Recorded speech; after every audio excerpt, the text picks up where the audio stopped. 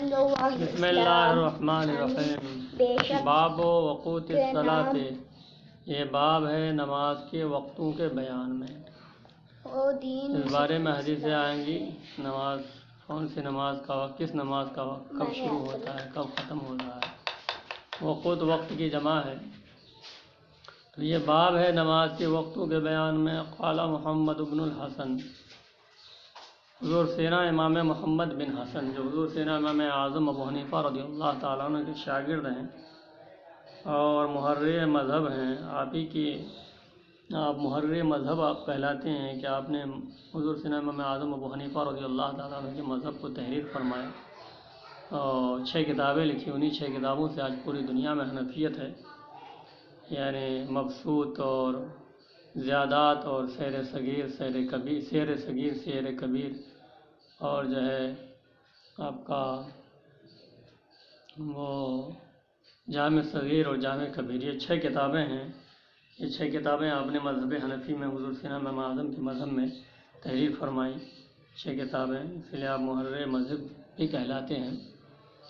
تو حضور سینا امام محمد نے اپنی اس کتاب میں موطا امام محمد میں جو ہے زیادہ تر حدیثیں حضور سینا امام مالک سے روایت کی ہیں، کیونکہ حضور سینا امام مالک سے بھی آپ نے ایک زمانے تک علم سیکھا ہے، تو اس کتاب میں زیادہ تر حدیثیں آپ نے حضور سینا امام مالک سے روایت کی ہیں۔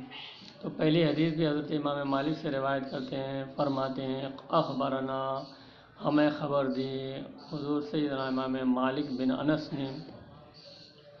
حضرت امام مالک حضرت انس کے صاحبزادے ہیں، جو نبی کریم صلی اللہ علیہ وسلم کے صحابی ہیں، حضرت انس بن مالک۔ تو حضرت مالک کے دادا کا نام بھی انس ہے، حضرت مالک کے دادا کا بھی نام مالک ہے۔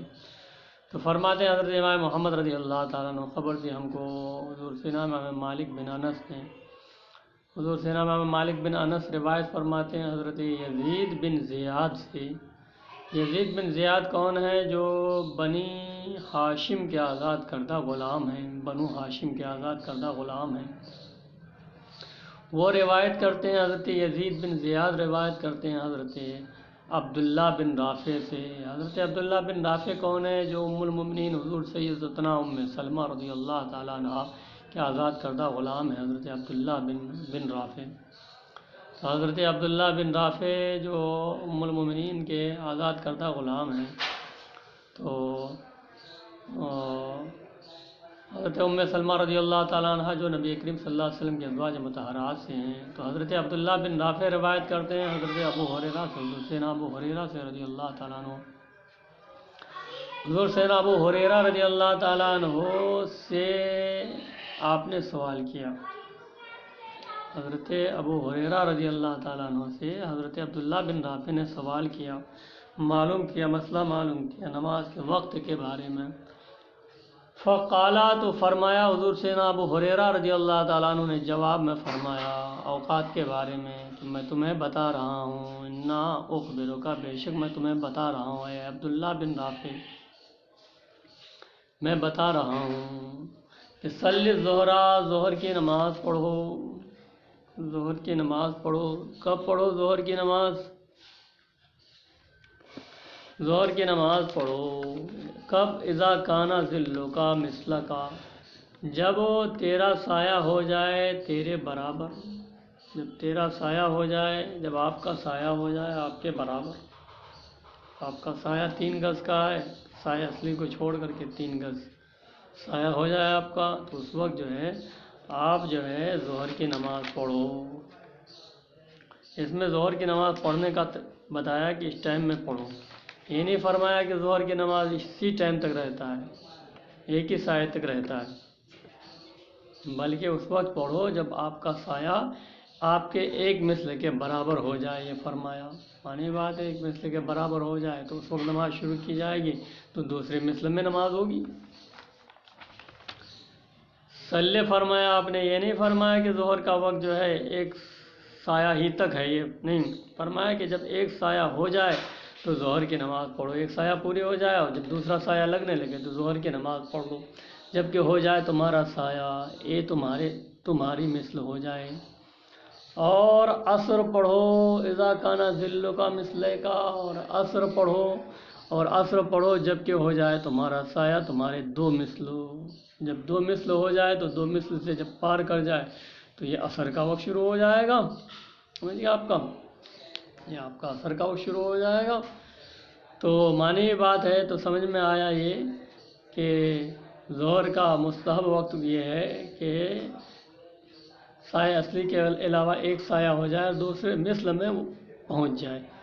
اور عصر کا وقت کیا ہے؟ عصر، اور یہ بھی نہیں فرمایا کہ دو مثل تک، اس میں بھی کہ دو مثل تک، یہ نہیں فرمایا کہ دو مثل تک عصر کا وقت رہتا ہے، بلکہ عصر پڑھو جب تمہارا سایہ ہو جائے تمہارے دو مثل، یعنی دو مثل سے جب پار کر جائے زائد ہو جائے تو پڑھو۔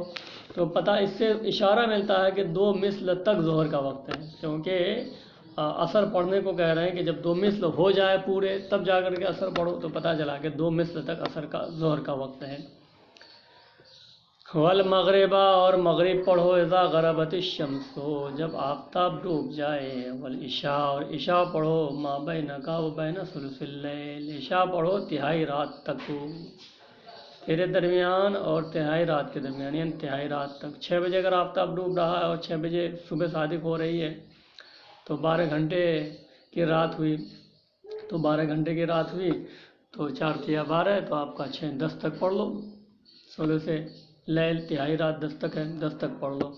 فَإِن نِمْتَ، پس اگر سو جاؤ آدھی رات تک، 12 بجے تک سو جاؤ، تو فرماتے ایسا نہیں کرنا چاہیے، تو ایک جو ہے تحدید کے طور پر فرماتے ہیں فلا نامت عینا کا، اگر ایسا کرو تو تیری آنکھ نہ سوئے، یعنی سو مت، عشاء پڑھی کہ سو۔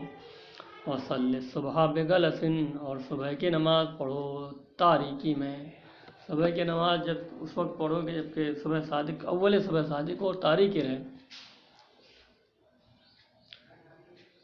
قال محمد، حضرت امام محمد نے فرمایا رضی اللہ تعالیٰ عنہ، یہ حضور سینا امام اعظم ابو حنیفہ کا فرمان ہے عصر کے وقت کے بارے میں، کیونکہ عصر کا وقت سمجھ میں آیا کہ جب تمہارا سایہ ہو جائے تمہارے دو مثل سے پار کر جائے تو پتہ چلا کہ تب عصر کا وقت شروع ہوتا، تو یہی حضور سینا امام اعظم ابو حنیفہ رضی اللہ تعالیٰ عنہ کا فرمان ہے۔ رہا یہ کہ فرمایا اس حدیث میں کہ تاریک اندھیرا ہی رہے کہ صبح پڑھ لو، تو حضور سینا امام اعظم ابو حنیفہ رضی اللہ تعالیٰ عنہ اس میں جو ہے اختلاف، اس میں آپ کی رائے الگ ہے۔ وَكَانَ يَرَى الْأَسْفَارَ فِي الْفَجْرِ، اور آپ جو ہے اعتقاد رکھتے ہیں، یعنی آپ کا مسئلہ یہ ہے کہ فجر میں جو ہے اسفار ہو، یعنی فجر کو روشن کر کے پڑھی جائے، بات ہو گئی۔ وَأَمَّا فِي قَوْلِنَا، رہا ہمارے قول میں، حضرت امام محمد فرماتے ہیں تو ہم کہتے ہیں کہ جب اذا زاد الظل، جب سایہ زائد ہو جائے ایک مثل پر زائد ہو جائے، دوسرے مثل میں پڑ جائے، تو ہو جائے گا شے کی طرح ہو جائے گا، اور زیادتی بھی ہو جائے گی۔ شے کی طرح ہو جائے گا، شے کی طرح مطلب جو ایک آدمی کھڑا ہے تو اس کی طرح ایک ہو گیا، اور جو ہے جب زائد ہو جائے تو زیادتی بھی ہو جائے گی، تو ہو جائے گا شے کی مثل اور زیادتی۔ تو من حینا زالت الشمس، آفتاب ڈھلنے سے، آفتاب کے ڈھلنے سے، جب آفتاب ڈھل جائے گا ایک مثل ہو جائے اور ایک مثل سے کچھ زائد ہو جائے تو جو ہے وہ کیا عصر پڑھی جائے گی۔ یہ حضرت امام محمد رضی اللہ تعالیٰ عنہ کا ہے کہ ایک مثل پار کر جائے، ایک مثل پار کرنے کے بعد کچھ زیادتی ہو جائے تو عصر کا وقت ہے، اور حضرت امام اعظم کا بتایا کہ دو مثل کا پار کرنے کے بعد تب عصر کا وقت ہے۔ تو جا کر فقط دخلا وقت العصر، تو عصر کا وقت داخل ہو جائے گا، یعنی ایک مثل ہو اور اس سے زائد ہو جائے تو عصر کا وقت داخل ہو جائے گا۔ اور رہے حضور سینا امام اعظم ابو حنیفہ رضی اللہ تعالیٰ عنہ تو فرماتے ہیں کہ داخل نہیں ہوگا عصر کا وقت یہاں تک کہ ہو جائے سایہ دو مثل، جیسا کہ حدیث میں بیان کیا گیا، بات ہو گئی۔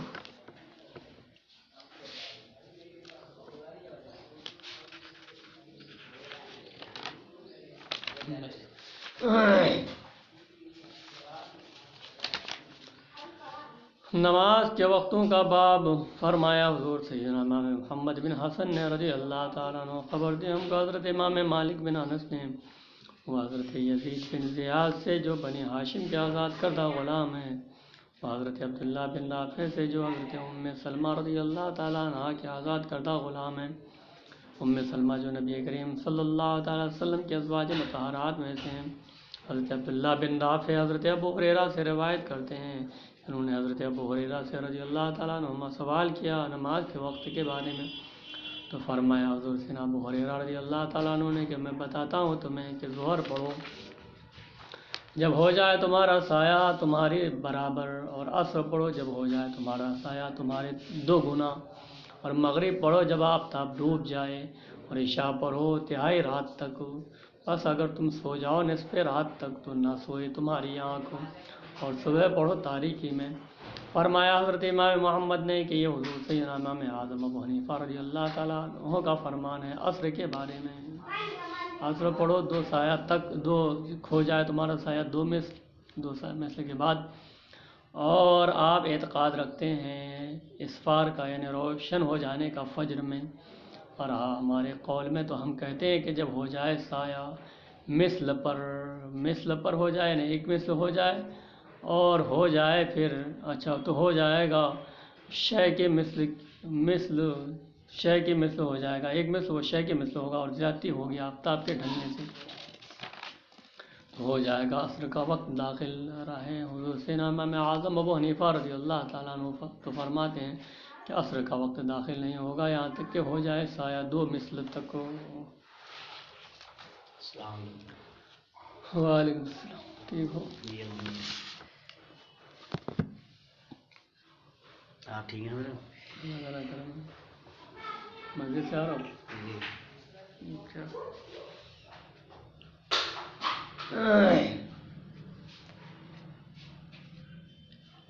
پڑھائی شروع کر دو جی، پڑھائی شروع کریں ان شاء اللہ، آپ صحیح سے پڑھنا ہے۔ یہ رابعہ میں ہو نا؟ جی رابعہ